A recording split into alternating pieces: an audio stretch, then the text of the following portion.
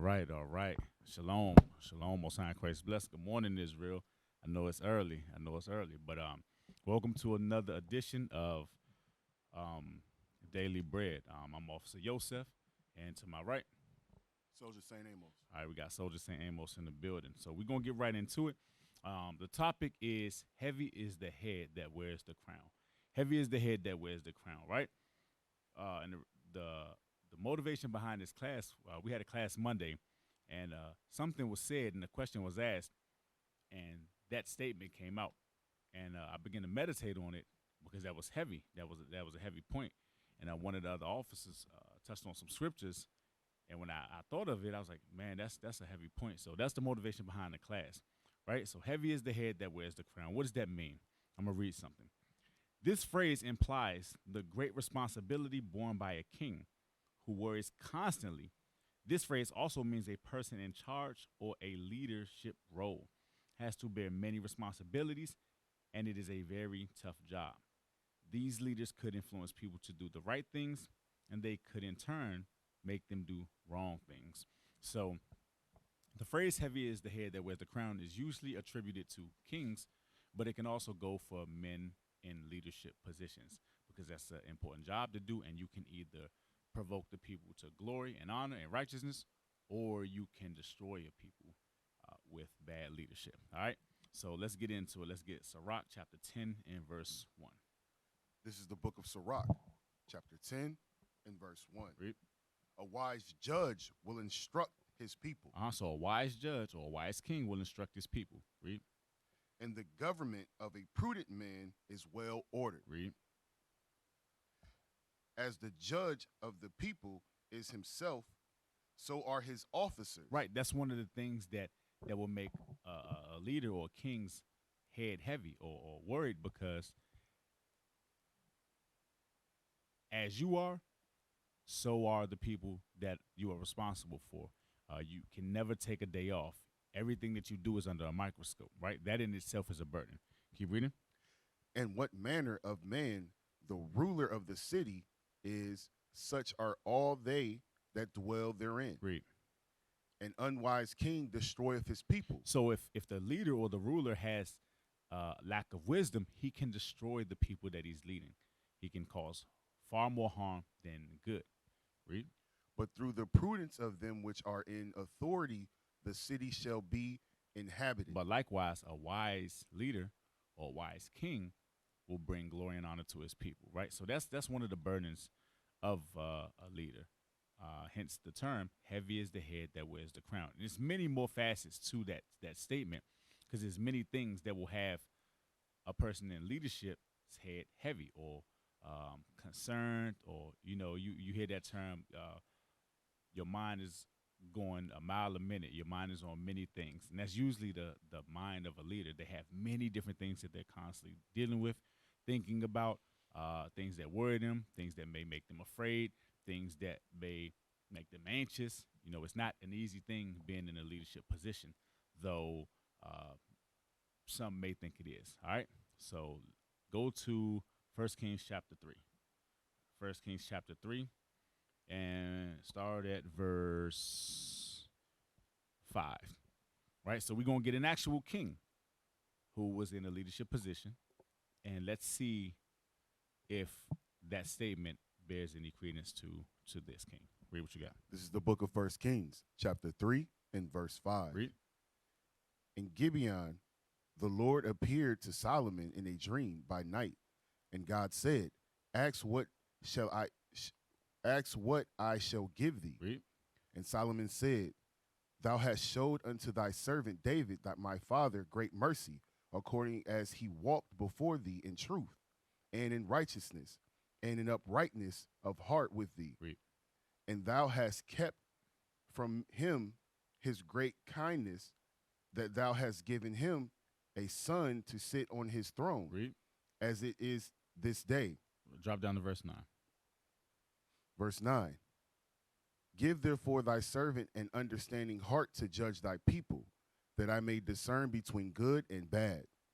For who is able to judge this thy so great a people? Right. So when Solomon came into his throne, the first thing he asked for was wisdom and understanding to judge God's people, because he understood that as I go, the people go.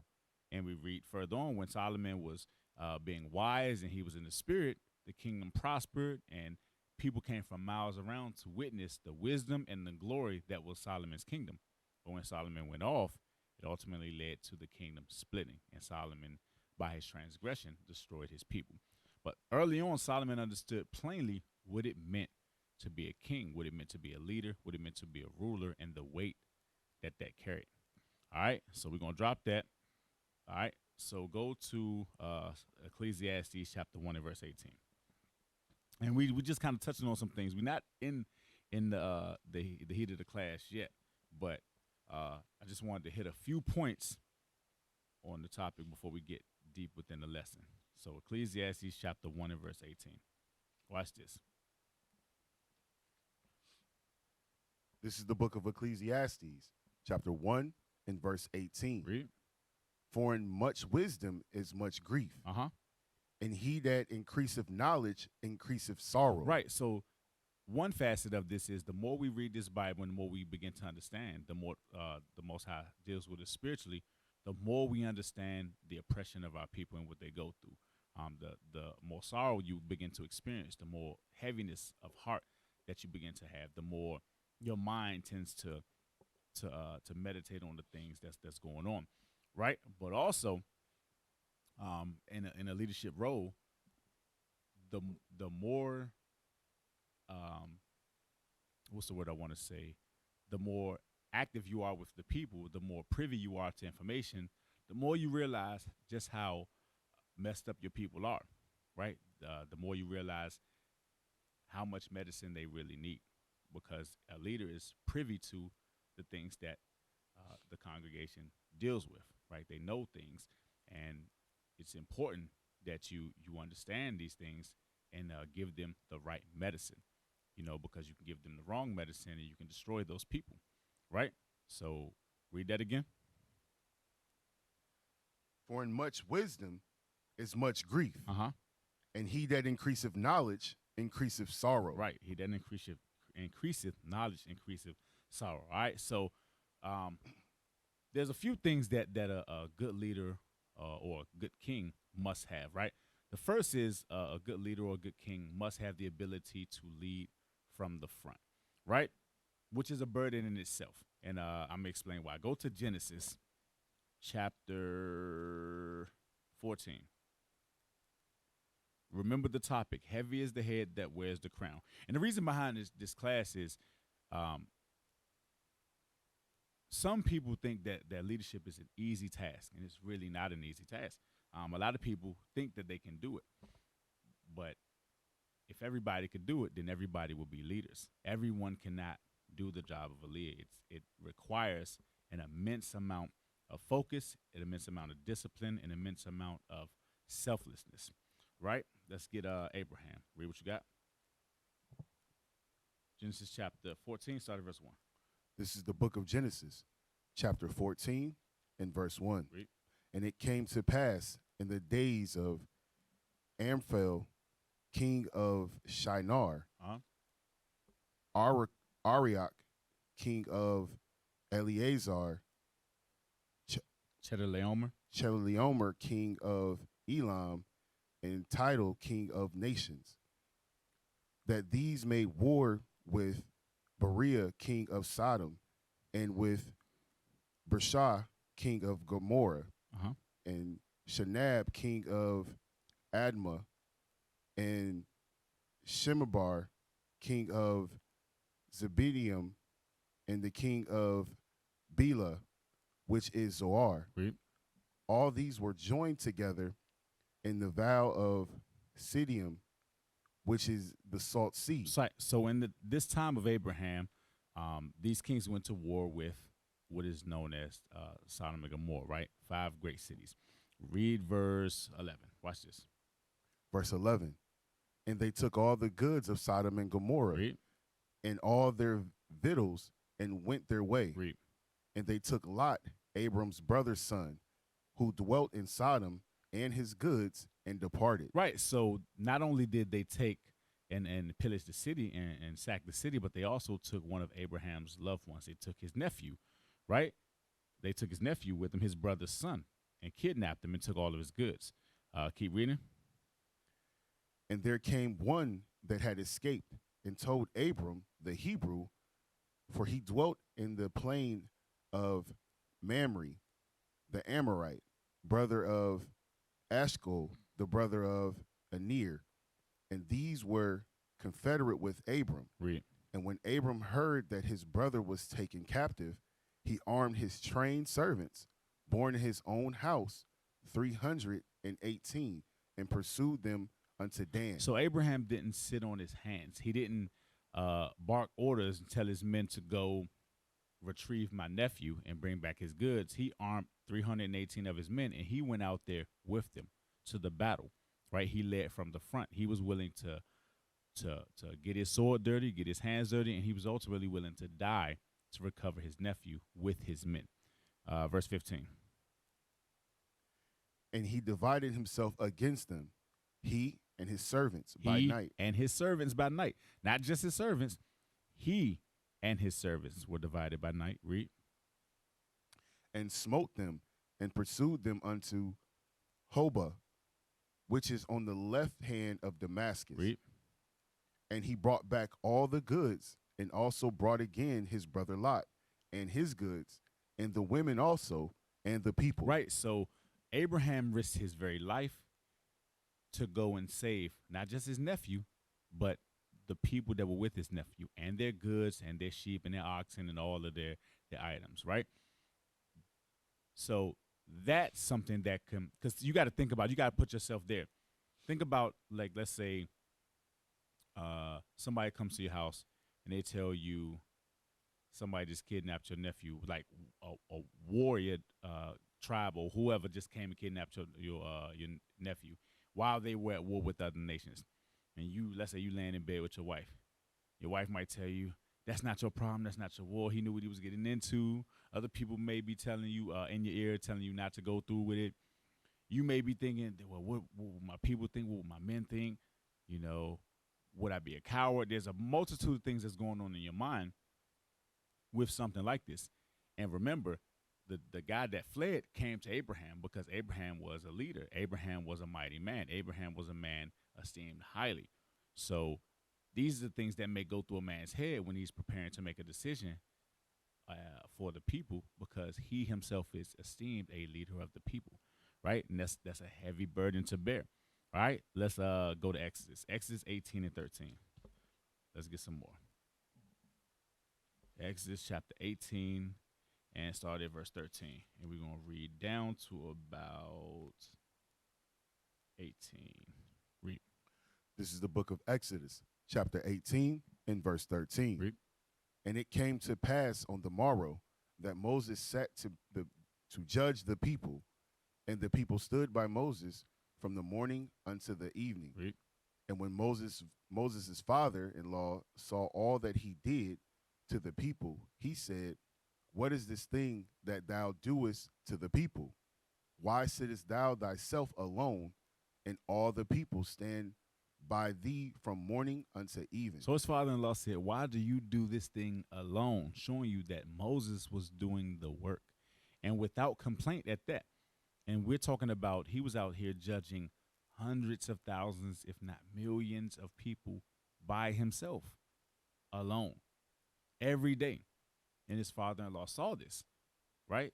So he had a question for him. He had some advice to give his son-in-law to bear this burden, right? Because he's in the seat of a leader. And he has to bear the burden of the entire congregation of Israel by himself. All right, read. And Moses said unto his father-in-law, because the people come unto me to inquire of God. They want to know about God, and they come to me. I've been placed. They've been placed in my care. Read. When they have a matter, they come unto me, and I judge between one and another. And I do make them know the statutes of God and his laws. Read. And Moses' father-in-law said unto him, the thing that thou doest is not good. Read. thou wilt surely wear away, You gonna waste away. Read. both thou and this people that is with thee. Read. For this thing is too heavy for thee. Read that again. For this thing is too heavy for thee. Heavy is the head that wears the crown, right? A person in leadership has a burden to carry, and they can't do it alone. You know, they need the people to help them carry that burden. This is what Moses' father-in-law Jethro is explaining to Moses. You know, if you continue to bear this by yourself, I understand you're a leader of the people, but if you continue to bear this by yourself, you're gonna waste away, and ultimately the people gonna waste away as well. You need help. You know, you need help. Read. Thou art not able to perform it thyself alone. Right, you're not able to do this alone. You're going to need other people, trusted people, to help you bear this burden. Right, so a good leader understands he needs people. He needs the people to help him bear that burden. Right, because ultimately, when things go good, everyone exalts the leader, everyone exalts the king, whoever the face of it is. That's who they all see when everything is going good. But when things are going bad, whoever's at the forefront of it gets the blame, even if it's not their fault. All right, drop that. Get me 1 Samuel 18 and 16. Right, leaders lead from the front. Kings lead from the front. They're always putting their hand to the plow first. Right, they're always doing the things that they expect their men to do, not separate of the things they expect their men to do. All right. One thing for those people, I don't know if everybody watches Game of Thrones, but it was a guy, what's the dude named Ned Stark. Like everybody respected this man and loved this man because not only did he care for his people and his men, but he said something. He who passes the judgment swings the sword. Meaning you lead from the front. You don't do anything that you wouldn't expect. You don't have your men do something that you wouldn't do yourself, right? And everybody respected and loved that man. But what's the blonde king? I can't remember his name. But when he sat on the throne, little young kid, he didn't even want to go out to war with his people. You know, he ran and hid. You know, and the people didn't respect him. So a good leader or a good king has the obligation to lead from the front, not from the rear. Read what you got. This is the book of 1 Samuel, chapter 18 and verse 16. Read. But all Israel and Judah loved David Read. because he went out and came in before them. So David did the work. David was a warrior king. He went out. He put people to death. He might have put just as many, if not more, people to death in war as his mighty men. That's why he was known as David and his mighty men. David didn't play around. When David was there, or when David went out, everyone understood what time it was. And David didn't expect his men to do anything that he himself wasn't able or willing himself to do, which is the mark of a good leader. But that in itself comes with a burden because you always have to be cognizant of what everyone's thoughts about you are. You know, you can't be a hypocrite. You cannot be a hypocrite because your men that you're leading, they depend on you. Their heart literally depends on you, right? Let's get another example, right? So David's men loved him because he did the work. You know, he did what was expected of him as a leader, and they all was willing to follow him even to death. Watch this. Let's get another example of him later in his life. Go to 2 Samuel chapter 21 and verse 15. 2 Samuel chapter 21 and verse 15. Watch what happens when the people love and respect the leader or the king that's over them, and how he leads from the front. Watch what happens even later in David's life. Read what you got. This is the book of 2 Samuel, chapter 21 and verse 15. Read. Moreover, the Philistines had yet war again with Israel. Read. And David went down, and his servants with him, and fought against the Philistines, and David waxed faint. Right, so David was getting older, man. David wasn't as strong as he was in his youth. You know, he got tired. You know, he tired out faster. You know, the muscles wasn't as good as they once were when he was killing his 10,000s, right? Read.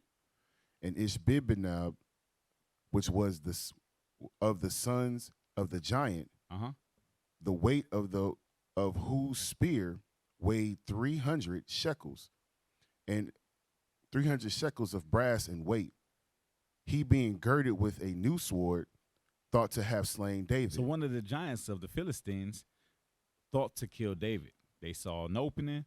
He's weak. Everyone knows the fame of David. Let me go ahead and get some fame by slaying the man that killed. It may be a relative. This says one of the giants. So this may be one of Goliath's relatives, right? Let me go ahead and get a name off of the man that killed somebody that was near and dear to me. Read. But Abishai, the son of Zeruiah, Well, Abishai. Abishai, the son of Zeruiah, succored him and smote the Philistine and killed him. Read. Then the men of David swore unto him, saying, Thou shalt go no more out with us to battle. You hear this? David, even in his later years, when he wasn't able to fight as good as he was, still went out to battle with his men. He would rather go out here and die with his men than give order from his comfortable castle, his comfortable throne, when he got men out there fighting and dying on his behalf, right? But they love David so much there, you can't go out with us no more to battle. We know what you're about. We understand, where your heart is, and we know, all your works and things like that. But you can't do this no more. Man, watch what he say. Why they wouldn't suffer David to go out to battle with him no more. Read. That thou quench not the light of Israel. Right. You can't die out here. If you die out here, it'll literally break Israel. You'll have us mourning. You'll quench the spirit behind the people. Right. That's that's a thing that will make a king's crown heavy. The weight of that, what I'm saying? The weight that everything that I do has a consequence to it. Even dying out here on the battlefield with my men can have a consequence to it, right? So drop that. So, good segue to the next point. A good king, one of the things that will make his mind heavy is, well, his mind always has to be towards the people, in spite of the things that they do, no matter how evil they may be, no matter how sick they may be. He always has to have his mind on the people. He has to be a servant to the people. Go to Exodus chapter 2 and verse 11. I'm sorry, Exodus. Yep, Exodus 2 and 11. My apologies. Exodus chapter 2, verse 11. Watch this. This is the book of Exodus, chapter 2 and verse 11. 11 and 12. And it came to pass in those days when Moses was grown that he went out unto his brethren and looked on their burdens. Right, so Moses went out and looked on the suffering of his brother, his brothers, the children of Israel. It grieved his spirit. Read. And he spied an Egyptian smiting an Hebrew, one of his brethren. Read. And he looked this way and that way. And when he saw that there was no man, he slew the Egyptian and hid him in the sand. Right. So because of the thing that he saw happening to his brother, he took it upon himself to avenge his brother. Right. Now, I want you to keep the name of the class in mind. Heavy is the head that wears the crown. And remember, Moses was willing to ultimately risk his life for his people, as was David, as was many other noble leaders, kings, and they didn't get a fair deal a lot of times, right? But remember, Moses was willing to die for his people, and when we read further, they were about to expose Moses to get him put to death, which ultimately led to him fleeing, right? We'll touch on that later in the class. Go to Hebrews chapter 11 and 24. Right? Many times we have to understand that at times being a leader can be a thankless job a lot of times. Not always, because there are people that can appreciate a good king or a good leader. But a lot of times, you're damned if you do and you're damned if you don't. Many times a lack of understanding will cause people to despise even a good king, right? Read what you got. This is the book of Hebrews, chapter 11 and verse 24. Read. By faith, Moses, when he was come to years, refused to be called the son of Pharaoh's Read. daughter, choosing rather to suffer affliction with the people of God. So Moses rather suffer with the Israelites, with his brethren, read, Than to enjoy the pleasures of sin for a season. because Moses could have just laid back in the palace of the Pharaoh and lived out the rest of his days with money, women, the finest clothes, the best foods, the best education, and then died in a good old age and been known as one of the great people of Egypt. He could have did that and Many of us would have. Many of us would have did that. Many of us wouldn't have did this thing that Moses did. You know how you understand that? Because a lot of celebrities can't do this. They can't give up their wealth and their status to suffer with their people. Not all. There's some out there that can, and there's some out there who will. But many of us, even including myself, I'm speaking to myself, I can't say that I'll be willing to do this if I was at a certain status in life. Maybe I could. I don't know. But perhaps I couldn't. But Moses was able to. His mind was always towards his people. Read. Verse 25. Esteeming the reproach, verse 20. Yeah, 25. Choosing rather to suffer affliction with the people of God than to enjoy the pleasures of sin for a season. Read. Esteeming the reproach of Christ greater riches than the treasure in Egypt, for he had respect unto the recompense of the reward. Right. He had respect unto the kingdom of heaven. He understood what the reward ultimately was, and he was willing to risk his life for his people and for his God. Right? Maccabees, First Maccabees 3. First Maccabees chapter 3. Right, and this is for brothers that are in leadership position that perhaps don't understand what that entails, and also for brothers who may think that they deserve leadership position or rank or whatever the case may be. You have to understand what that entails or what that's about. It's a responsibility. It's not about the fancy cup or the seat at the table, the seat at the big table, or the fancy garment and everything. It's those things are nice. Those things are good and they have their place. But leadership, to be a king or to be a leader or a ruler means that you have a great responsibility toward the people. And you can destroy those people. You can harm those people, and those are God's people. And you can destroy yourself. Read what you got. This is the book of First Maccabees, chapter 3 and verse 1. Read. Then his son Judas, called Maccabees, rose up in his stead, and all his brethren. First Maccabees 3 and 42. My apologies. You got that? I gave you the wrong one. First Maccabees 3 and 42. Verse 42. Read. Now when Judas and his brethren saw the miseries were multiplied, and that the forces did encamp themselves in their borders, for they knew how the king had given commandment to destroy the people and utterly abolish them. They said one to another, let us restore the decayed estate of our people. Right. So these men, we all know the story of the Maccabees, how they were willing to, starting with their father, Mattathias, was willing to ultimately risk his life so that for the laws of God, for the heritage of God, the same spirit was imparted to his sons, that they would rather die for the people and for their laws rather than let their people be destroyed. They understood that. They understood the burden that they would to undertake, the task that they had to undertake, and they were with it.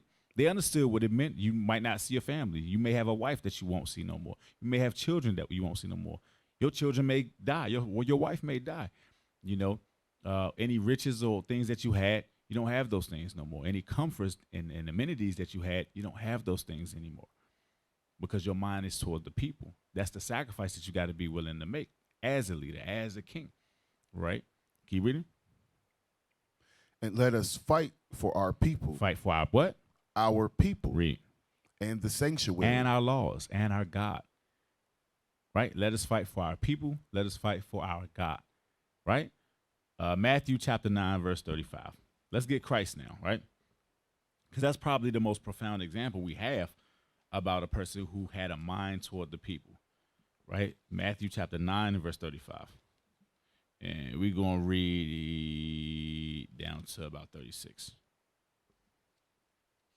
You got it? This is the book of Matthew, chapter 9 and verse 35. For I am come to set a man at variance. Oh, I'm sorry. Is that what I want? I'm on the wrong spot. Yeah. Matthew 9 and 35. Matthew chapter 9, verse 35. Read. And Jesus went about all the cities and villages, teaching in their synagogues and preaching the gospel of the kingdom. Read. And healing every sickness and every disease among the people. Read that part again. And healing every sickness and every disease among the people. Now you gotta put yourself there. You gotta think. Thousands of people came from miles around to see Christ, and Christ sat there in a whole city, in a village, teaching them, and then afterward he healed all of their sicknesses and their diseases amongst them. Right? That's a person that embodies selflessness. Right? That's a person that embodies having a mind toward their people, not just to themselves. Read verse 36.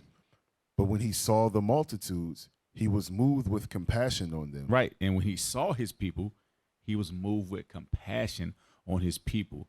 A good leader or a good king must have compassion on his people. And in doing that, that's another thing that will cause heaviness of mind. Back to the point, heavy is the head that wears the crown, meaning heaviness of mind. You know what I'm saying? That these are things that a leader or a king has to think about. He has to think about the people. He has to have compassion for the various ailments that are affecting the people, regardless of what they are, regardless if you yourself are struggling with them or not. Today, what's that? That's called empathy.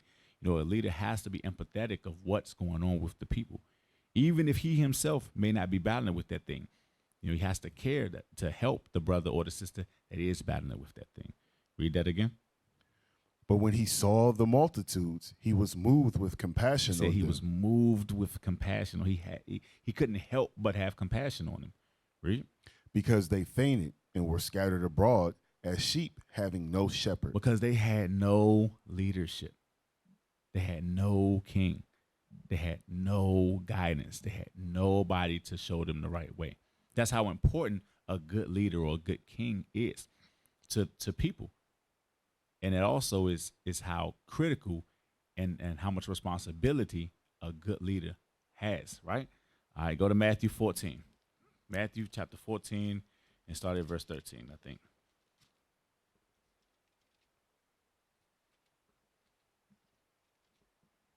Matthew chapter 14, verse 13. This is the book of Matthew, chapter 14 and verse 13. Right, so to give you the backstory, this is after John the Baptist was put to death. Read.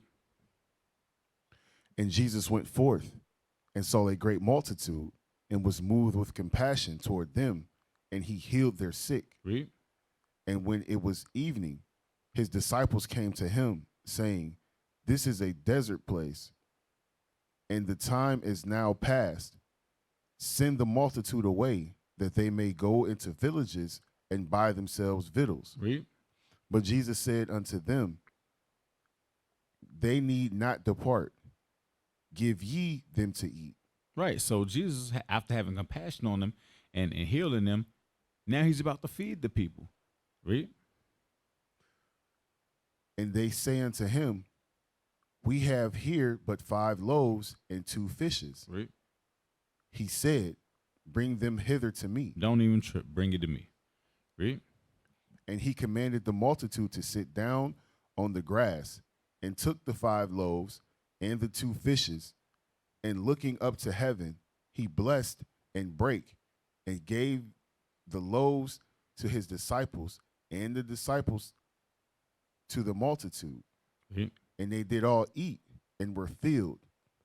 And they took up of the fragments that remained 12 baskets right. full. So think about it for those who are in leadership positions, and for those who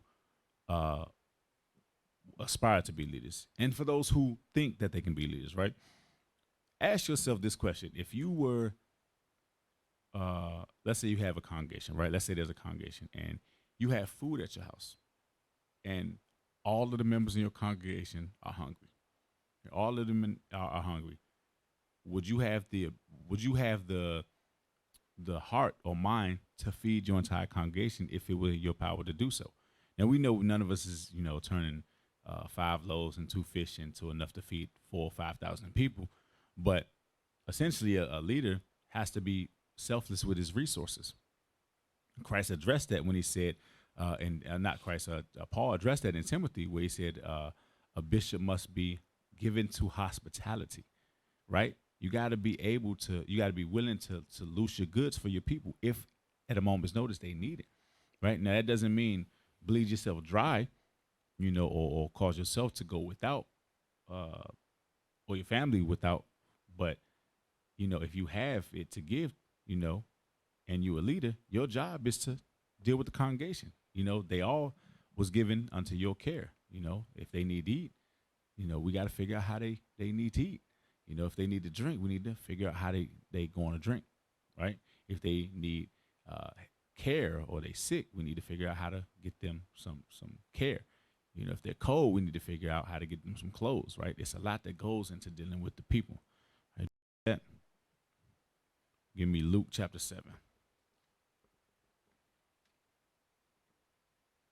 Right. One of the examples we got is for years the bishop has been telling people and guiding the people to stock up.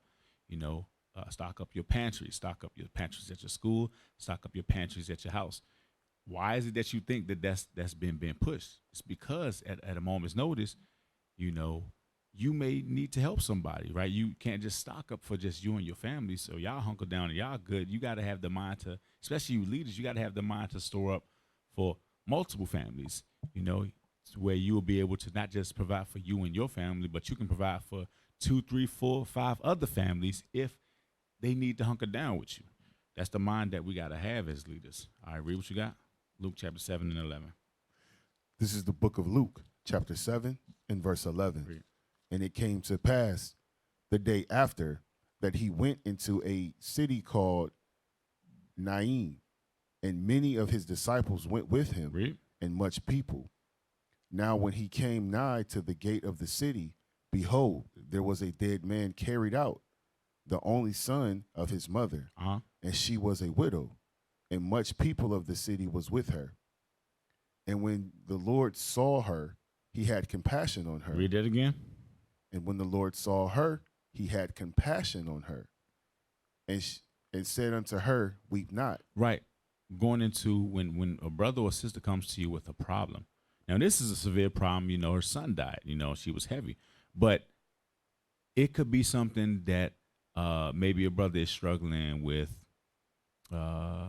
He's not able to, deal with his wife. And he's coming to you with that. That's a problem. You can't laugh that brother off, or you can't treat that as it's not a serious issue, because it's a serious issue to him, or it's a serious issue to her, right? That's an issue. That's a problem. We got to deal with that. We got to help them, right?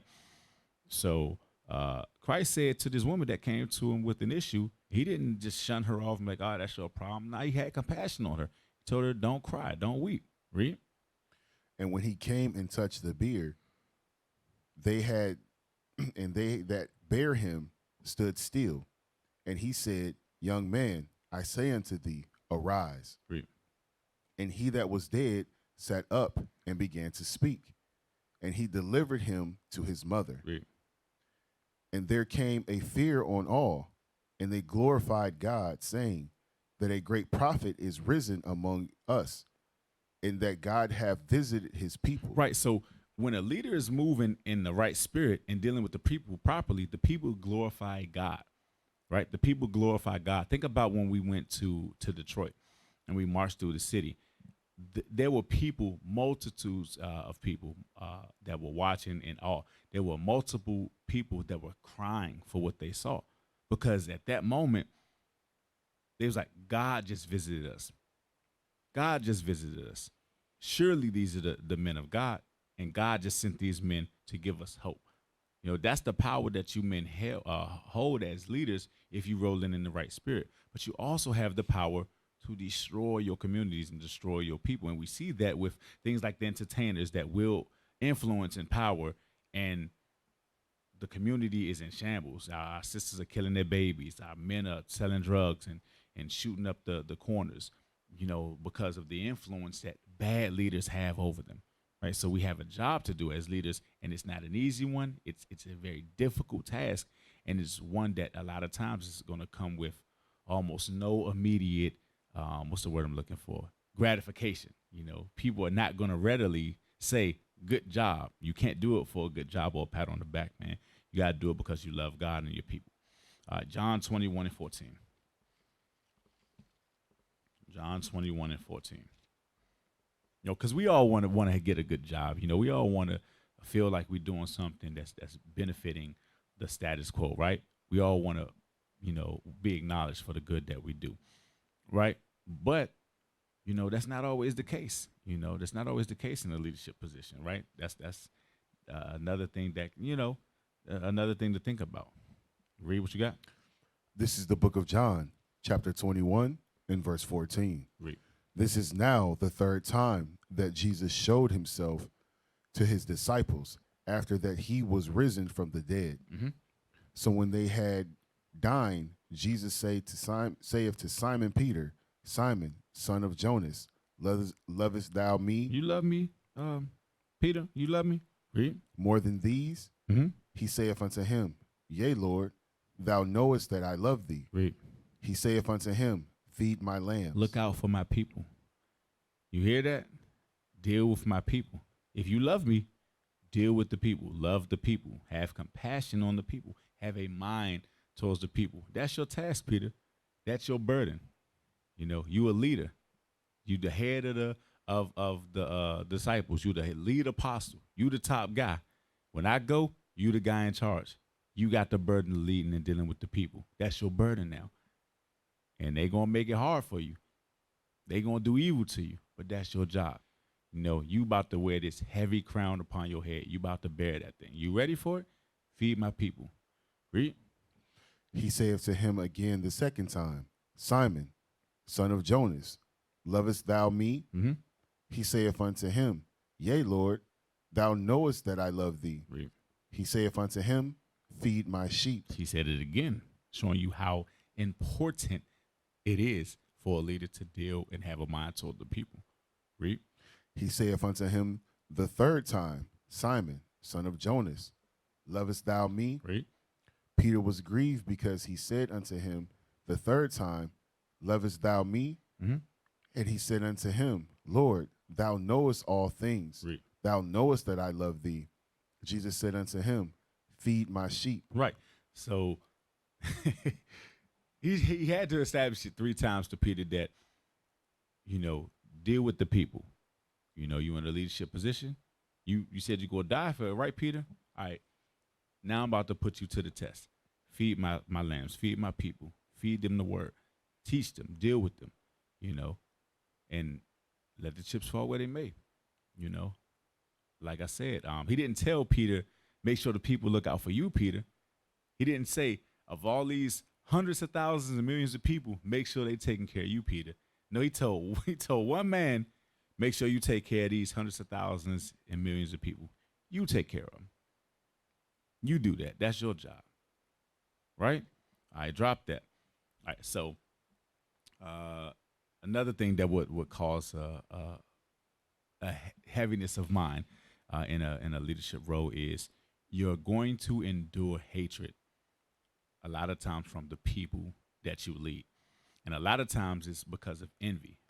I said earlier that sometimes brothers, even sisters, think that they can do a better job in a leadership position. And we see that a lot in Israel too, is where brothers will think that they should have the top spot, or they should be at the leadership table, or they should be teaching the most at camp. We see these things all the time. And God addresses that spirit, right? God addresses that spirit. Go to Jeremiah chapter 9. Watch this. Jeremiah chapter 9. Watch this. Don't forget the point. Heavy is the head that wears the crown. This is another reason that will bring a leader, a ruler, a king's mind to sorrow or to heaviness. Read. Verse 4. This is the book of Jeremiah, chapter 9 and verse 4. Read. Take ye heed, every one of his neighbor, Read. and trust ye not in any brother. Read. For every brother will utterly supplant. Read that part again. For every brother will utterly supplant. So God says everybody wants the top spot. And everybody, if under the right circumstance, will seek to acquire your spot. Everybody want to be the king. Everybody want to be the top guy. Everybody want to be the HNIC. Right? Read. And every neighbor will walk with slander. And a lot of times people will go about it in an evil manner by slandering you. right? By talking ish about the head guy in charge, so that they acquire that leadership position. You know, if I was, in charge, I would, teach every day. I had, school open every day, and we'd be doing class every day. Or if I was in charge, we'd go to camp every day. Or if I was in charge, I'd give everybody arms. I wouldn't tell nobody no arms, right? Not understanding that if you were the guy, God will have you in the place of the guy, because promotion comes of the Lord. But also, there's so much more that goes into leading and guiding a people, and everything is not just black and white. It's not as simple as what it seems, right? Nor is it as easy to do as people may think it is, right? So the Bible says that every brother will utterly supplant and walk with slanders. Go to 2 Samuel 15. 2 Samuel chapter 15. Right? So King David, right? Let's see if this applied to when he was the top guy, when he was a king. Right? Let's see if he or people attempted to supplant King David. Read what you got. Start at verse 1. This is the book of 2 Samuel, chapter 15, and verse 1. Read.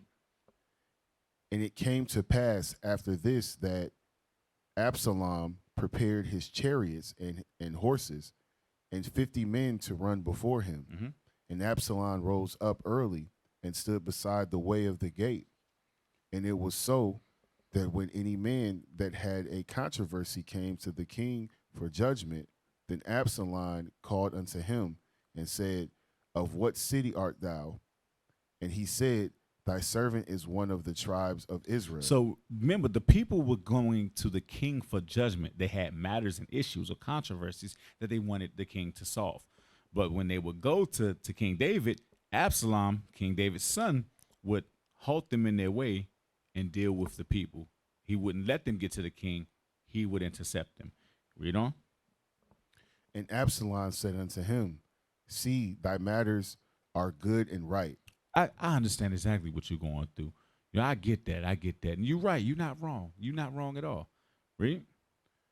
But there is no man deputed of the king to hear thee. Read. But there's nobody under the king that may hear your matter. You hear what he's saying? There's nobody deputed of the king to hear the matter. It's the king's supposed to hear the matter. The king is supposed to judge the matter. The king is in the judgment seat. He's the leader, not you, right? But this where these smooth words and supplanting the authority comes into play, when a person thinks that they will make a good leader or a better leader than the guy that's actually in charge. Read. Verse 4. Absalom said, Moreover, oh, that I were made judge. You hear in this? the land. Oh, that I were the king. Oh, that I were made the ruler over the land. Read. That every man which hath any suit or cause might come unto me, and I would do him justice. And if they came to me, I would do him justice. I would do him right. I would be a good king. I would be a better king than my father. I would be a better leader than the guy that's set up as a leader. Read.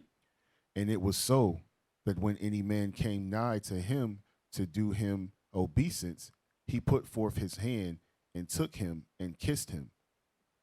And on this manner did Absalom to all Israel that came to the king for judgment. Read. So read that part again. And on this manner read. Did Absalom to all Israel that came to the king for judgment. So everybody that came to the king for judgment, Absalom intercepted and stole their hearts. He deceived them into thinking or manipulated them into following after him, because he desired the head spot. He desired to supplant his father. Read. So Absalom stole the hearts of the men of Israel. So Absalom stole the hearts of the men of Israel. And it came to pass after 40 years that Absalom said unto the king, I pray thee, let me go and pay my vow, which I have vowed unto the Lord in Hebron. Read. For thy servant vowed a vow while I abode in Geshur in Syria, saying, if the Lord shall bring me again indeed to Jerusalem, then I will serve the Lord. Read. And the king said unto him, Go in peace. Read. So he arose and went to Hebron. Uh-huh. But Absalom sent spies throughout all the tribes of Israel, saying, as soon as ye hear the sound of the trumpet, then ye shall say, Absalom reigneth in Hebron. And when Absalom went 200 Say that again. Read that. So it said Absalom had the people announce that Absalom is the king over Israel, and he reigns in Hebron. Right. So there's a new king in Israel, and it's Absalom, not King David. Right now is where Absalom sought to put his plan into action to usurp the throne, to usurp his father's authority. Read. And when Absalom went, 200 men out of Jerusalem that were called, and they went in their simplicity, and they knew not anything. And Absalom sent for Ahithophel, the Gileadite, David's counselor, from his city, even from Gilo, while he offered sacrifices, and the conspiracy was strong. And the conspiracy was strong. The conspiracy to supplant David, his father, was very strong, meaning it had a good chance of success. Read. For the people increased continually with Absalom. Read. And there came a messenger to David, saying, the hearts of the men of Israel are after Absalom. Read. And David said unto all his servants that were with him at Jerusalem, Read. arise and let us flee. We got to run. We got to depart. We got to leave. This is a king we talking about. You know, this is a king who is preparing himself to flee from the hand of his son, because he understands his son will kill him to seize his throne. Right? You know, so when in leadership, one thing that men also understand is everybody doesn't love who's in the lead spot, and many people will seek to supplant the person that's in the lead spot, even if it means getting that person put to death. That's a whole different level of hatred, you know. So that's another burden that a ruler or a leader or a king has to bear. That's another thought, another potential thought that will lead to heaviness of mind for a ruler or for a leader or for a king, is that someone who may want their spot may be willing to kill them for that spot. And we've witnessed that in Israel. Many brothers that left up out of here wanted or thought that they were greater than they were, and slandered leadership, wished death upon leadership, even tried to get leadership put in prison, accused leadership of things that weren't true, because they feigned themselves leaders of the people. They feigned themselves people that could steal the hearts of Israel. Right? Keep reading. Arise and let us flee, for we shall not else escape from Absalom. Make speed to depart, lest he overtake us suddenly and bring evil upon us, and smite the city with the edge of the sword. All right, drop that. Go to Numbers chapter 12. Right? You know, a leader or a king must endure hatred. You got to be willing and able to endure hatred from your people, because it's going to come. You know, it's going to come. You know, a lot of times, even if you're a good leader, you know, a lot of times a good leader gets hatred from his own people. Matter of fact, if you were a good leader, more than likely you're going to receive some hatred from your people, because a good leader has a good sense of justice and balance and judgment. And everybody's not going to like that judgment. Everyone's not going to like that justice. All right, read. This is the book of Numbers, chapter 12 and verse 1. Read. And Miriam and Aaron spake against Moses because of the Ethiopian woman whom he had married. For he had married an Ethiopian woman. Right. So Miriam and Aaron started to speak against Moses.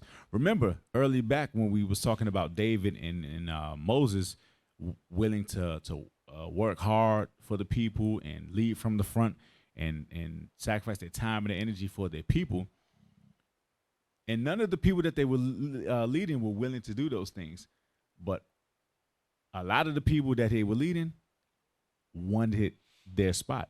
A lot of people that David was leading wanted David's spot. A lot of people that Moses was leading wanted Moses' spot. Miriam and Aaron were of those people. Read.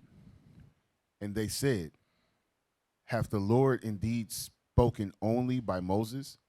Hath he not spoken also by us? You know, God dealing with us too, right? He not just dealing with Moses, he dealing with us too, right? Read. And the Lord heard it.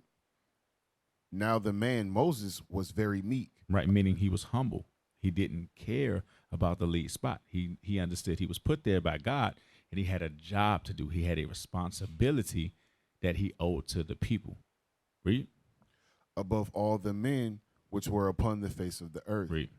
And the Lord spake suddenly unto Moses, and unto Aaron, and unto Miriam, Come out ye three unto the tabernacle of the congregation. And they three came out. Read. And the Lord came down in the pillar of the cloud, and stood in the door of the tabernacle, and called Aaron and Miriam, and they both came forth. Read. And he said, Hear now my words. If there be a prophet among you, I, the Lord, will make myself known unto him in a vision, and will speak unto him in a dream. Read.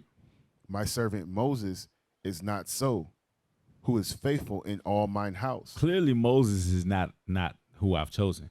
Clearly, Moses is not a good enough leader. He hasn't risked his life enough for you all. He hasn't fed you in the wilderness. He hasn't given you drink in the wilderness. You know, all these things he did by my hand, but clearly he's not good enough of a leader that you speaking against him. Read. With him will I speak mouth to mouth, even apparently, and not in dark speeches. In the similitude of the Lord shall he behold. Wherefore then were ye not afraid to speak against my servant Moses? Because Moses was hated. Moses was hated by the people that he was leading. And we're gonna get more on that when we continue. Read. And the anger of the Lord was kindled against them, and he departed. And the cloud departed from off the tabernacle. Read. And behold, Miriam became leprous, white as snow. And Aaron looked upon Miriam. Right. So drop that, right? So because of the woman speaking against Moses, the servant, God judged her wicked behind. You know, so sisters, be careful when you speak against the men of the Lord, because you may find yourself in God's crosshairs, and he might judge your wicked behind. All right? Drop down to verse 13. Verse 13. And Moses cried unto the Lord, saying, Heal her now, O God, I beseech thee. And after all that, Moses still prayed for the sister who spoke much evil of him. And even to the point to try to accuse him of something that they understood plainly, according to the law, would get Moses put to death. Think about if that slander went throughout the camp and all the people rallied behind that thing. Yeah, Moses married a heathen woman and God don't like that. Let's kill him. Like, you got to think about these things. They could have got Moses put to death for that thing that God had already accepted, because where Moses was during the time and he wasn't around his people. God had already accepted that and had mercy on Moses. But because of a lack of understanding, Miriam and Aaron could have got Moses killed. They could have got him put to death. And those are the things that people who think that they deserve the top spot, they don't consider those things. They don't have a mind toward the people. They only have a mind towards whatever their lust or whatever vanity that they want to grasp at. All right, let's get another example of that, right? Usurpers, we call them. Go to Numbers chapter 16. Many of us are familiar with this story of Korah, right? Well, watch this. It's a point that I want out of there, because Israel wicked, man. Israel wicked as hell. Israel is evil as hell. Read what you got. Start at verse 1. This is the book of Numbers, chapter 16, and verse 1. Read. Now Korah, the son of Izhar, the son of Kohath, the son of Levi, and Dathan, and Ibram, the sons of Eliab, and on the son of Peloth, sons of Reuben, took men, and they rose up before Moses with certain of the children of Israel, 250 princes of the assembly, famous in the congregation. So these weren't light men. These were, to put it in perspective, let's say these men have rank in the congregation. These are, let's say, captains and high-ranking officers and things like that, right? These are famous men of renown amongst the congregation. They have position. They have leadership. They have some form of of rulership amongst the people, but it's not enough. They're not content with their place. They want the top spot. Read. Famous in the congregation, men of renown. Read. And they gathered themselves together against Moses and against Aaron. And they gathered themselves together against Moses and against Aaron, against the two top guys they gathered themselves against. And they had position, they had rank. Sound familiar? We've had brothers amongst us who were famous men of renown, high-ranking men that rose up against the leaders of the congregation because they thought that they deserved the top spot, right? They had that envy on them. They had that spirit to supplant their brother and walk with slanders to do it. Read. And they gathered themselves together against Moses and against Aaron, and said unto them, Ye take too much upon you. You take too much on you, man. You think you a hot shot. You think you the guy, right? You took the leadership position. You took the high spot. God didn't give that to you. God didn't promote that to you. You gave yourself that. Read. Seeing all the congregation are holy, every one of them, and the Lord is among them, wherefore then lift ye up yourselves above the congregation of the Lord. Right. Korah said, you lifted and exalted yourself in the congregation. God didn't set you up. This is the thing that a foolish leader would do. A foolish man in a leadership position will accuse another leader who's in a top position of setting himself up, right? Not realizing that the scriptures say promotion comes of the Lord, right? God is the one that sets up leader, even an evil leader. Perhaps one example, because God set up Korah, but was it for his honor and his glory or his destruction? Keep reading. And when Moses heard it, he fell upon his face. And he spake unto Korah and unto all his company, saying, Even tomorrow the Lord will show who are his and who is holy. Read. And will cause him to come near unto him. Read. Even him whom he hath chosen will he cause to come near unto him. Read. This do, take your censers, Korah, and all his company, and put fire therein, and put incense in them before the Lord tomorrow. And it shall be that the man who the Lord doth choose, he shall be holy. Ye take too much upon you, ye sons of Levi. He told them, you think you can lead the top spot. You think you can be the guy. You think you understand what it means to lead God's people and this great people. You think you understand the burden of it. You take too much on you, sons of Levi. You ain't ready for the burden of this. You don't understand what this spot means. But I digress. Let's see. Maybe you do. Maybe I'm crazy. Maybe you do. If God deal with it this way, then you the ones that's holy and you got the top spot. But if not, let the chips fall where they may. Drop down to verse 28. Verse 28. And Moses said, Hereby ye shall know that the Lord hath sent me to do all these works. Not that I set myself up, but God sent me. This how we going to know God sent me. Read. For I have not done them of my own mind. Mm-hmm. If these men die, the common death of all men, or if they be visited after the visitation of all men, then the Lord hath not sent me. But if the Lord make a new thing, and the earth open her mouth, and swallow them up with all that appertaineth unto them, and they go down quick into the pit, then ye shall understand that these men have provoked the Lord. Right. So he said, if these men die a new kind of death and the ground eats them, you'll understand that I didn't set myself up. I didn't take on anything. As a matter of fact, Moses tried to run from the responsibility that God was trying to give him. He didn't want it. Korah want that thing, or at least he thinks he wanted. So he said, if these men die a new kind of death, you'll know that God sent me, and these evil men have provoked the Lord to anger, to their shame, to their destruction. Verse 31. And it came to pass, as he had made an end of speaking all these words, that the ground clave asunder that was under them.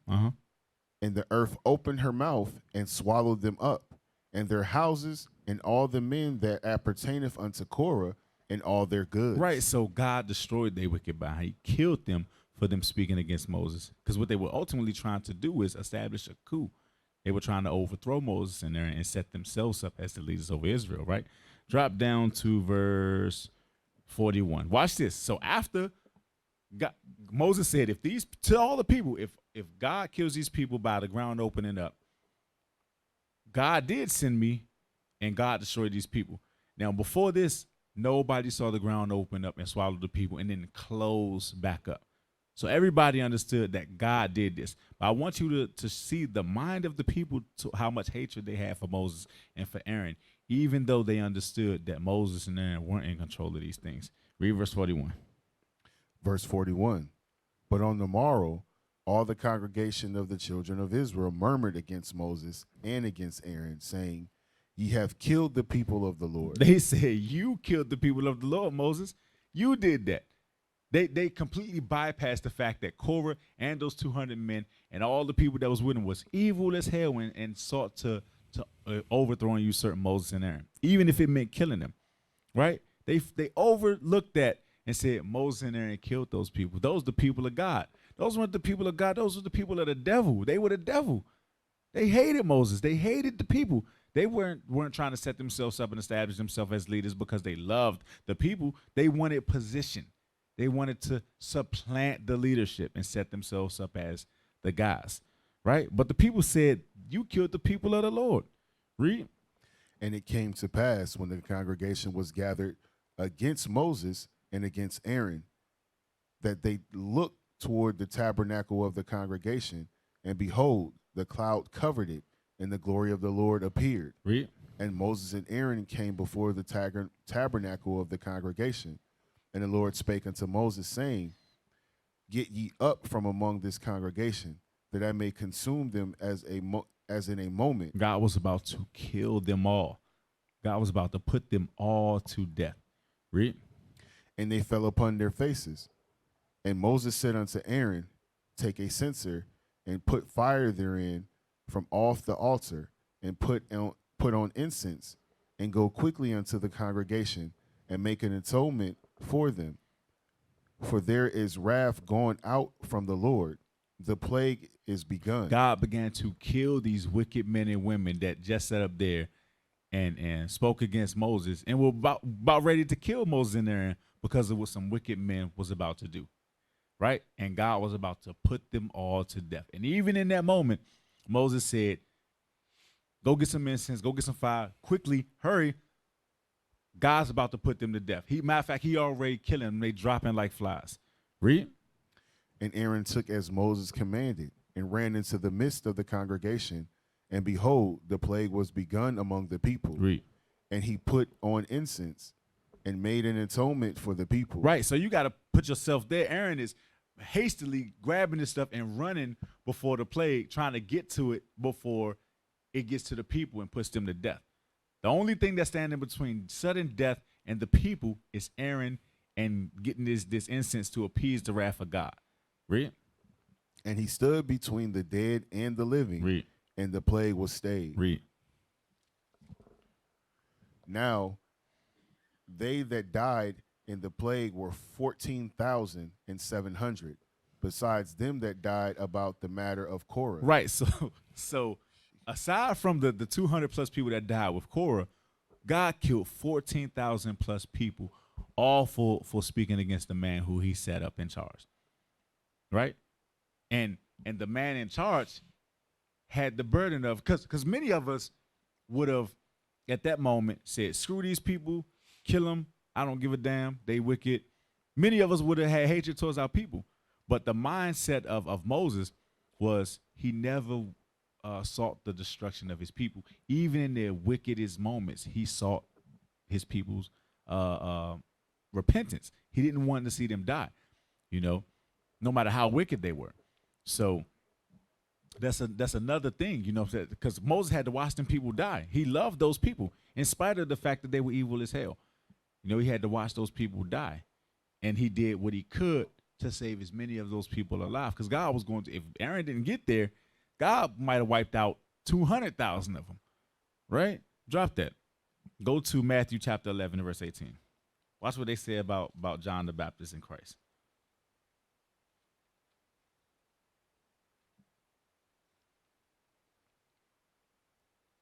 Read what you got. This is the book of Matthew, chapter 11, and verse 18. Read. For John came neither eating nor drinking, Read. and they say he hath a devil. So when John the Baptist came on the scene, they said he didn't eat meat. He didn't drink wine. He ate locusts and wild honey. He was I don't want to say a vegan, you know. Yeah, I know how people feel about that thing, but John might have been a vegan, man, for them vegan brothers out there, them vegan sisters out there, right? You know, but John came with the vegan life, and they said my man had a devil, right? Read. The Son of Man came eating and drinking. Christ, he wasn't on that vegan stuff, man. For them vegan brothers and them vegan sisters, man. Shout out to the vegan brothers and vegan sisters, man. I'm just cracking jokes, man. Do your thing, man. But still though, Christ wasn't on that vegan life, man. He came eating and he came drinking wine, the blood of the grape. Read. And they say, behold, a man gluttonous and a wine bibber. You hear this? So you can't win for losing with Israel. When you in a leadership position, you could come on the vegan life. You ain't eating no animals. You ain't drinking no milk. You know what I'm saying? You got 100% health body. And Israel say you got a devil on you. You this man got the devil on him because he ain't trying to eat no lamb. He ain't trying to eat no meat. But Christ came. He came eating the meat. He came drinking the blood of the grape. And they called my man a glutton and a wine, but they called him greedy and a drunkard, basically. Showing that no matter what, when you're in a leadership position in Israel, you could be a good leader. You could have love for the people, and they'll hate you, right? They'll hate you. All right, drop that. Go to. All right, we gonna drop that because you know we could ride that all day. All right. So another point. Matter of fact, one more. All right, go to Matthew, chapter 27. Let's get to 28. 22. Let's get to the point, right? You know, because I don't want to take too much time on this. Right? So going to when Christ was to be crucified, right? You know, a leader must endure hatred for the people that they're leading, you know, and probably no bigger example is this. Read what you got. This is the book of Matthew, chapter 27, and verse 22. Read. Pilate saith unto them, what shall I do then with Jesus, which is called Christ? They all say unto him, let him be crucified. They wanted this man to be killed, and he had done nothing wrong. And they knew he did nothing wrong, right? Christ was a class act, did that which was good, fed his people, healed the sick, healed the blind, cured the brokenhearted, he fed 5,000, fed 4,000, walked on water, raised people from the dead, you know, and they wanted this man to die. They wanted this man blood to be spilled. Read. And the governor said, why? What evil hath he done? That's how you know that Israel was being the super devil, because the devil said, hold on. It's my job to put y'all to death. It's my job to bring y'all up on fallacious charges and get y'all put to death. But for some reason, I couldn't bring up fallacious charges if I wanted to. This guy's just too good to be true. Why y'all want to kill him? Read. But they cried out the more, saying, let him be crucified. Read. When Pilate saw that he could not prevail nothing, but that rather a tumult was made, he took water and washed his hands before the multitude. I'm good, man. Y'all got it. Y'all do y'all thing. Read. Saying, I am innocent of the blood of this just person. I don't got nothing to do with what y'all about to do. This guy ain't guilty. Y'all about to do some evil. The devil is saying what y'all about to do is evil. That's how you know how evil Israel can be to the leaders of the people that really care about them, right? Keep reading. See ye to it. Y'all get to it. Read. Then answered all the people and said, his blood be on us and on our children. That's a hell of a thing to say to a man that fed you and clothed you and healed you. Kill him. His blood be on us and on our children. That's some crazy stuff to say, bro. You got to, and which one of us as leaders ready to go through that? Ready for the people that they was in your house, you know? They knew your children. They knew your wife, you know? You clothed them. You fed them. And now they about to give you up to death. And they don't care. They cool with it. They cool with you dying. But you got to love them enough to, deal with them in spite of the fact that they may try to get you put to death. You know, it's a whole different level, man. It's a whole different level being in a leadership role. You know, that's a heavy crown to wear. You know, it's a heavy thing to think about, to meditate on. You know, that's why everybody can't do it. That's why a lot of the foolish people that think that they can do it and try to go about it the wrong way end up destroying themselves. They don't get it. They don't understand that being a leader means ultimately you're going to die for the people if it come down to it. You won't give your life for the people that you leaving if that's what it takes, right? And everybody ain't willing to do that, man. Everybody can't do that. All right, so bring me to my next point, right? A good king who understands, or a good leader who understands what it's about. Another heavy burden that they may have on their mind is you have to understand that if it goes down to it, you got to sacrifice yourself for the people. You got to be willing to sacrifice yourself for the people, right? Go to Exodus chapter 32, right? And we keep going back to like Moses and David and Christ and many of these people because these are just some of the examples that we have. But there's plenty of examples of these very same things. But I like using these three specifically because these are who the people typically know about. These are the stories that most people can kind of grasp. Read what you got. 32 and 7. Watch this. This is the book of Exodus, chapter 32 and verse 7. Read. And the Lord said unto Moses, Go, get thee down, for thy people, which thou broughtest out of the land of Egypt, have corrupted themselves. They corrupted themselves. They were worshiping idols not long after they got out of Egypt. Read. They have turned aside quickly out of the way which I commanded them. They have made them a molten calf and have worshipped it, have sacrificed thereunto, and said, These be thy gods, O Israel, which have brought thee up out of the land of Egypt. Read. And the Lord said unto Moses, I have seen this people, and behold, it is a stiff-necked people. They hard damn headed. They don't listen. They stupid kids. They don't listen. They just saw me part the Red Sea. They just saw me, feed them out of a rock. They just saw, give them water out of a rock, feed them from the heavens, and they still won't worship me. They still won't listen to me. Read. Now, therefore, let me alone, that my wrath may wax hot against them, and that I may consume them. That I'm going to kill every last one of them, Moses. Leave me alone, Moses. I'm about to put them all to death. All of them. Men, women, the babies, everybody about to die. With my man Kevin House, like, pew, pew. Everybody going to die. Everybody about to die, right? Read. And I will make of thee a great nation. And I'm going to start over with just you, Moses.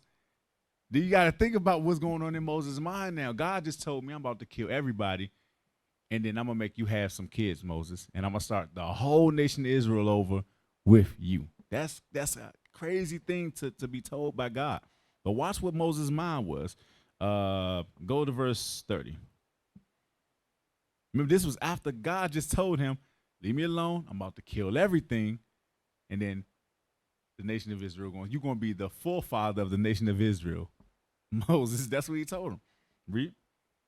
And it came to pass on the morrow that Moses said unto the people, Ye have sinned a great sin, and now I will go up unto the Lord. Peradventure I shall make an atonement for your sin. Read. And Moses returned unto the Lord and said, O this people have sinned a great sin, and have made them gods of gold. Yet now, if thou wilt forgive their sin, Read. and if not, blot me, I pray thee, out of thy book which thou hast written. Man, wow. You hear this, man? Now for people that are every brother in a leadership position has to consider, if put in this position, are you willing to do this for the people?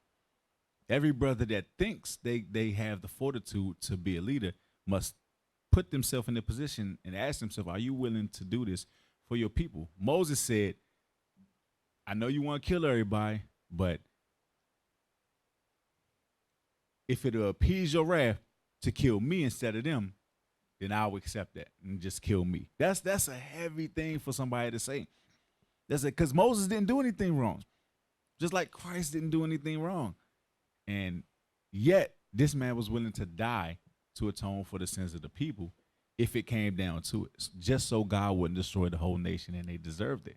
You know, these are the things. This is the heaviness of the crown that a leader is to wear. You know that in any moment you gotta be willing to sacrifice it all for them. And a lot of times, them people are ungrateful as hell. They don't get it. They don't care. They selfish. They evil. They wicked as hell. Not all of them, but a lot of them are. A lot of them just don't care. They just born in vain. But you still as leader got to try to do what you can to redeem them. Try to do what you can to salvage it, you know, saying to bring them back to their father, so that God doesn't put them to death. That's your job. That's not their job for you. That's your job towards them. That's why they not in the leadership role. You in the leadership position. All right, read that part again. Verse 32. Yep. Yet now, if thou wilt forgive their sin, and if not, blot me, I pray thee, out of thy book which thou hast written. And the Lord said unto Moses, whosoever have sinned against me, him will I blot out of my book. Therefore now go, lead the people unto right. That's all I wanted. So he said, I'm not gonna kill you, Moses. Anybody that sins against me, that's the people that I'm gonna blot out of my book. All right. Go to what is it? Go to Matthew chapter 16, verse 21. I'm gonna skip some things. Matter of fact, we're gonna hit it. Go to Luke chapter 23 and verse 34. Watch this. Watch this. Now let's get Christ. You know, best example that we got. Being selfless, sacrificing himself for the people. Read what you got. This is the book of Luke, chapter 23, verse 34. And verse 34. Read. Then said Jesus, Father, forgive them, for they know not what they do. They have no understanding what's actually happening right now. They have no idea that they putting the Son of God to death, that they putting the Christ to death, that there's a payment for that thing. There's a recompense for that thing. Read.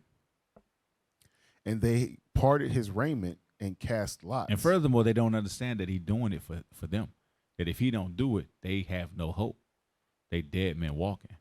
Read. And the people stood beholding, and the rulers also with them derided him, saying, he saved others, let him save himself. If he be Christ, the chosen of God. So if he be Christ, if he be the chosen of God, he saved everybody else. Let him save himself. Now, we all know that if Christ would have came down off that cross, which he was perfectly able to do and capable of doing, but if he had, we would all be dead men walking. We all, under the wrath of God, and not one of us about to be redeemed. We all about to be put to death. We all about to be facing that consequence that Moses was told, move out of my way, I'm going to consume them all, pume, everybody going to die. We all got to face that, right? But Christ understood what exactly his purpose was. He understood the burden that he had to endure for the sake of the people, right? Watch this, Matthew 16:21.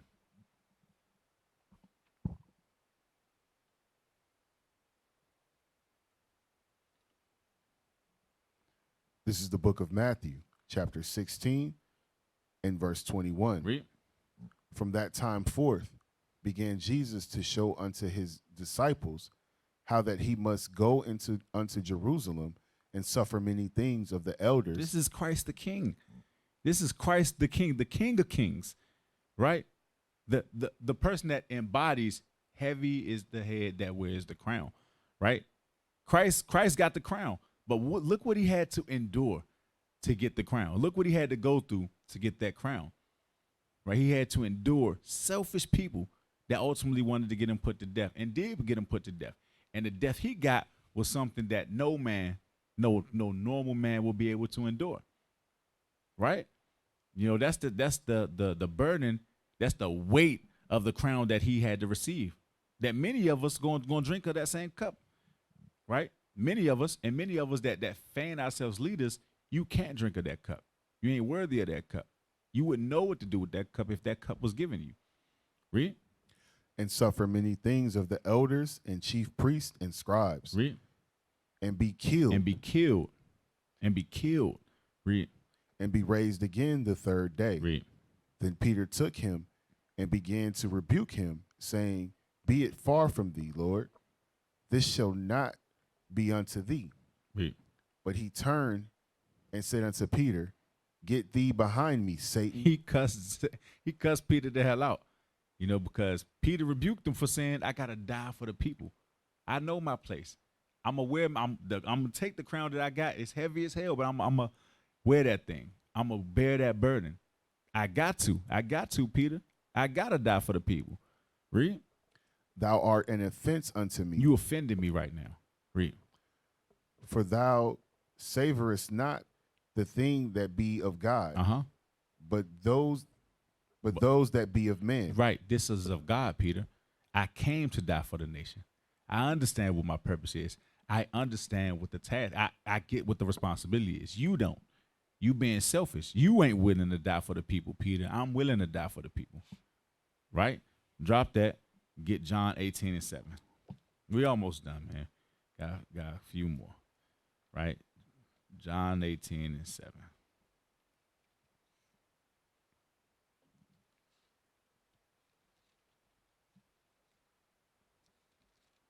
This is the book of John, chapter 18 and verse 7. Read. Then asked he them again, Whom seek ye? And they said, Jesus of Nazareth. Read. Jesus answered, I have told ye that I am he. If therefore ye seek me, let these go their way. Yeah, all right, here I am. Let everybody else go. You don't need to deal with them. You can spare their life. Here I am. Take me. Again, showing you that a leader got to be willing to sacrifice himself for the good of his people. Leaders can't be weak, scary men. And that don't mean that you're not going to be scared at times either, because Christ himself was scared. We going to get that too. Christ himself had fear about what was about to happen.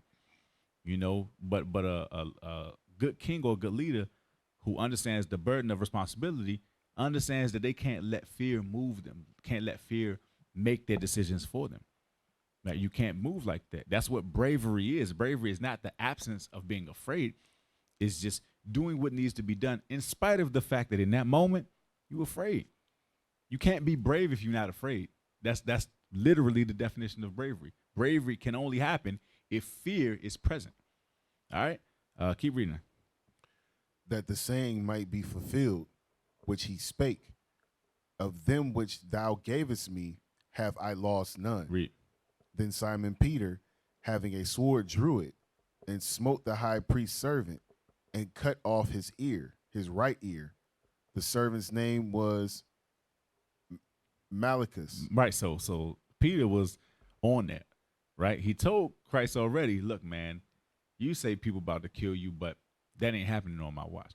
So this was the moment where Peter was about to prove that thing. So Peter was being the devil, so that you understand. Christ already told him, you the devil, man. I got to do this. Peter wasn't having it. Peter was like, nah, I'm on that. They put their hands on you. They got an issue. Right? Keep reading. Then said Jesus unto Peter, Put up thy sword into the sheath. Read. The cup which my Father hath given me, shall I not drink it? This is what God ordained for me to do.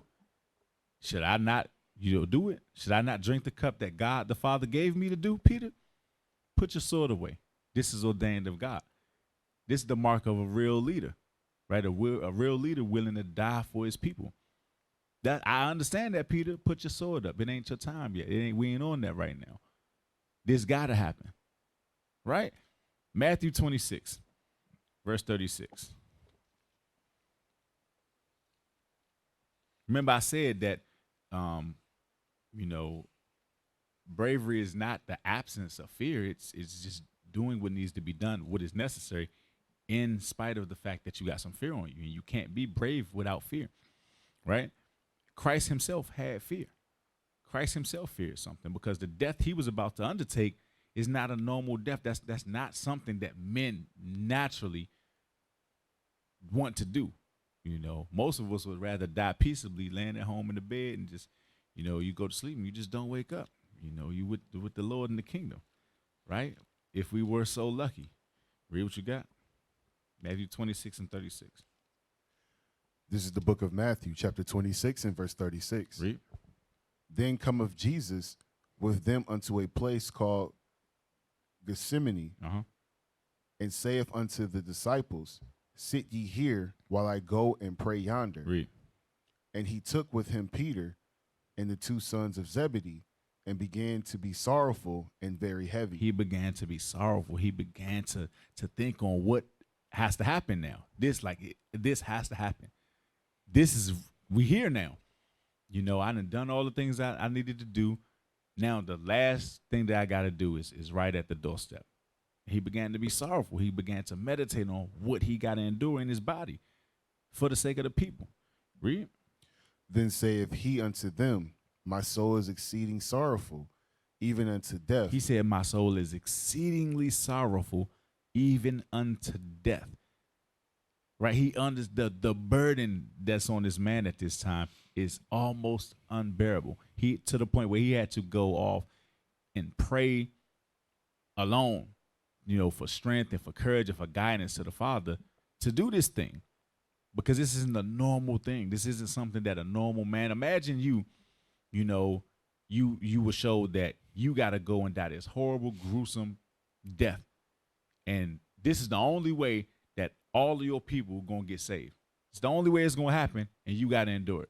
That's your portion.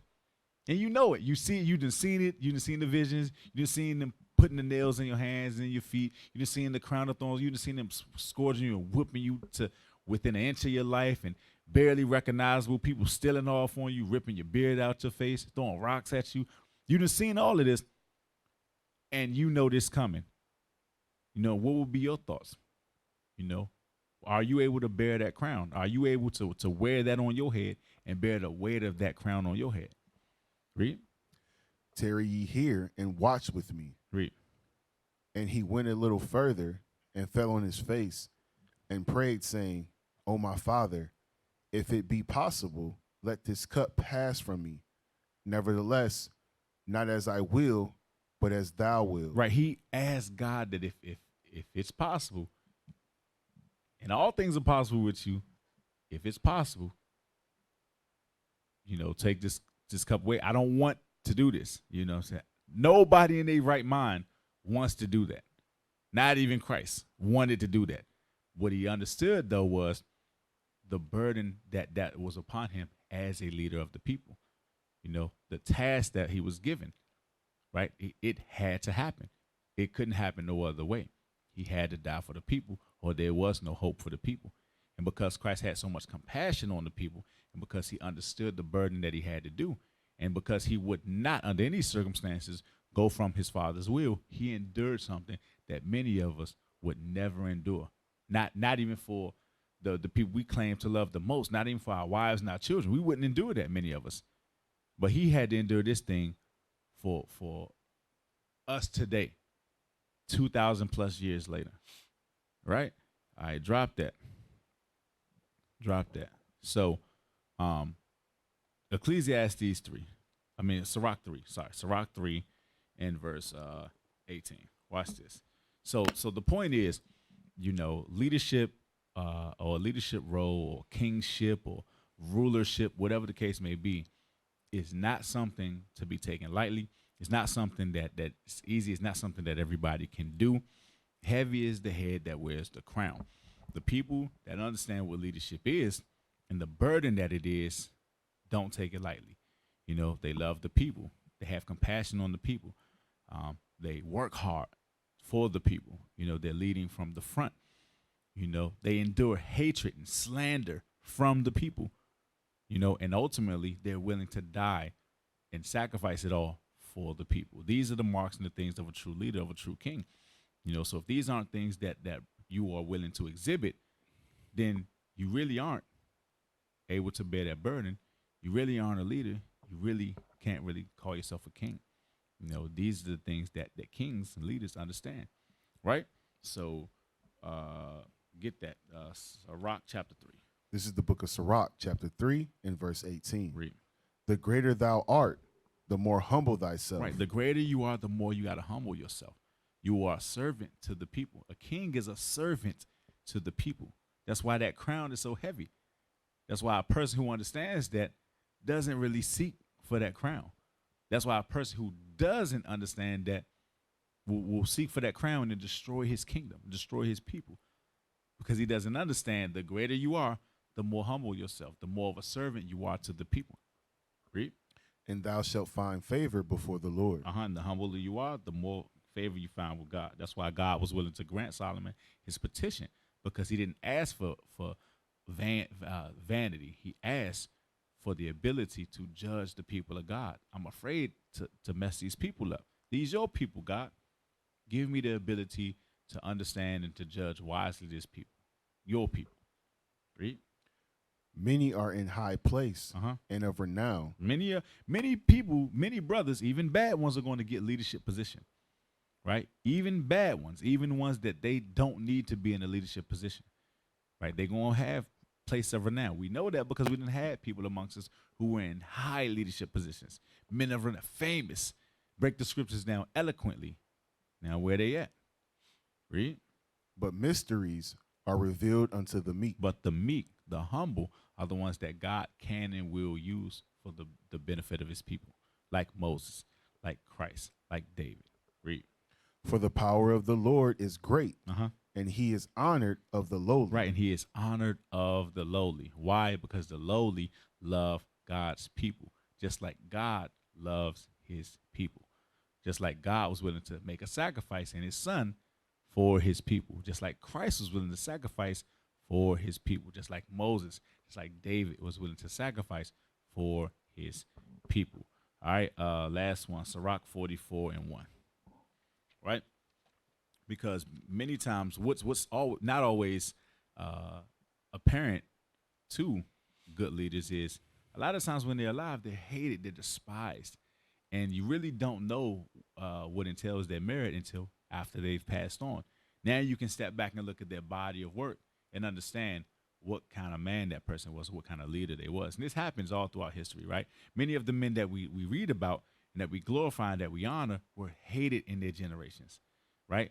They got glory in their generations because of what we read about them now. But during the times of their life, these men were despised. Even bring it up to today.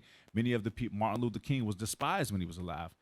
Malcolm X was despised when he was alive. What's the guy? Benji. Marcus Garvey was despised, especially by Benji. Benji hated Marcus Garvey when he was alive. Now these men are dead and gone, and now we can examine their bodies of work. And now these men receive honor for the things that they did. But when they were alive, it wasn't so. Right? Read Sirach 44:1.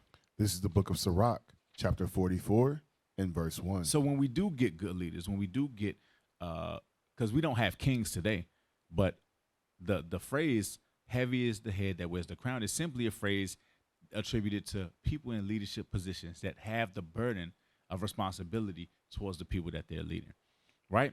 When we have good leaders, we need to honor them, not just in their death, but when they are alive, because that's where the body of work is being manifested while they are alive. You know, we got to get better at honoring these people while they live, right? Read what you got.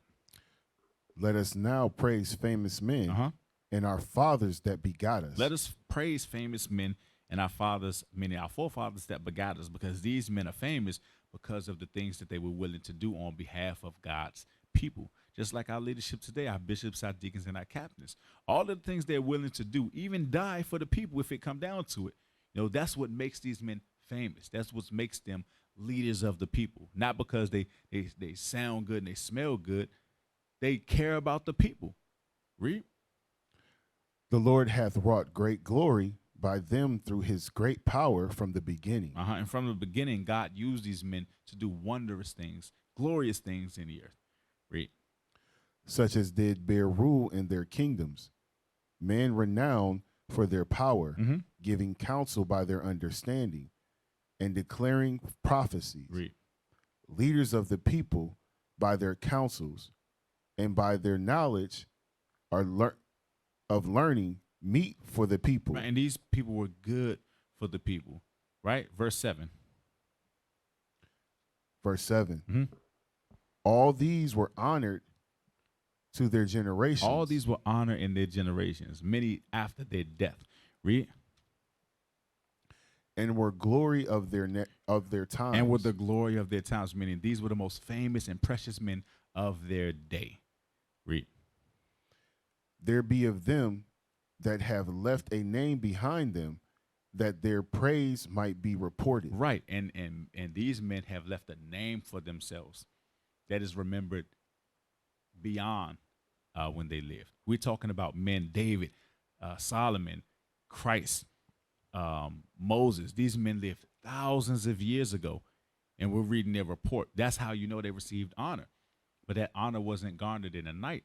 You know, that honor came over time when the body of work can be examined. And we examine that body of work when we read the scriptures, right? So, you know, think about that. You know, next time you may have some critique for your leadership, you know, or sisters, you might get out of the spirit because, you know, your Lord may have a lot going on, or you may think he don't understand, or you may think you can do something better than him, or he not moving as fast as you would like him to do, or brothers, you impatient, or sisters, you impatient, or maybe you think you can do the job better than the man that's set up in leadership. Just remember the phrase, heavy is the head who wears the crown, and ask yourself, can you bear the burden of that leadership role? All right, that's the class. That's Daily Bread. I'm Officer Yosef. To my right, Soldier Saint Amos. all right, that's another edition of Daily Bread.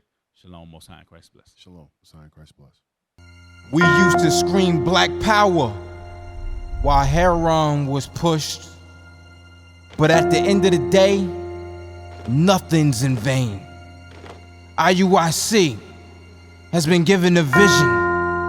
The tents of Judah has risen. Many has attempted the mission, minor murmuring, omitting, and missing the mark. Just reading that he had the flame of fire in his eyes gave us the spark. We on Paul's mission. We out on the road, purple and gold, from Mexico, Cuba, Haiti, Ghana, Sierra Leone. 144,000 boots banging, concrete crackling.